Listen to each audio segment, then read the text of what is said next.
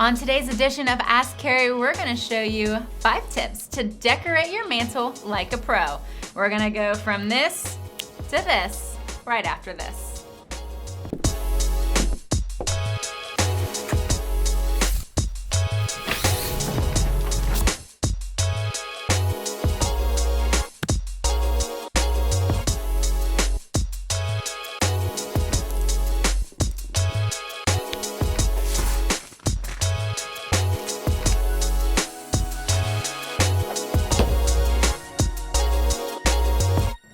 Tip number 1 is to get a good focal point. So today we are using a wreath on a stand to give us something to build around. Your focal point can be something that's large, it's going to take up some space, and it'll help you build your color story and your theme. You can use a big mirror, maybe a big animal head like ones that we have done in the past, or you could always use a StudioR12 sign big enough to take up some space and give you some color to build around.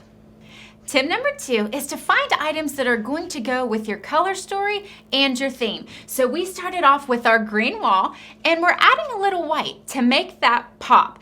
And the texture is also going to give it a nice feel that fits in with our woodland theme.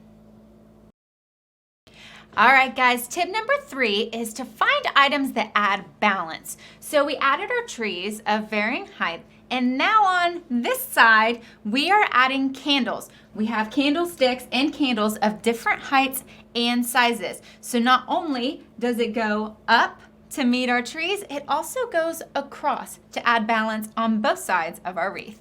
Tip number 4. Find items that help set the mood. With this, we started with greenery. We used a bunch of different garland and picks, different sizes, different shapes, different textures to really build it out from the wall. We have some different colors here, and it just kind of brings it to life. Don't be afraid to try different things to build it up and make it a little more full. And while we're talking about the mood, of course, we're going to talk about lighting. With your lights, you want to do everything you can to hide them in your greenery. It may take a little time, it may take a little patience, but it will be worth it in the end to see those lights shining through on your greenery. And I have a little pro tip for you. After you're done with your lights, anything that you have left, string along the back behind your big pieces, and it'll add some ambiance that'll glow up the back of the wall. Tip number 5 is to layer, layer, layer, layer, layer. So what we're doing here is we built from the back to the front, and then we built up. Each step was a different layer to give us dimension and depth, going along with our color scheme and our woodland theme. You don't have to be a pro to decorate like one, kind of like you don't have to be a pro to paint like one. StudioR12 Stencils give you such variety when it comes to decorating your home and your mantle. You can change up your sign, change up your color, and that can change the whole feel of your decoration. For example, if we change out this woodland theme and we put in a sign with red and some red balls, it's going to completely change the look of this. So this is just one way that you can decorate your mantle for the holidays or for any time. Now, we want to hear from you.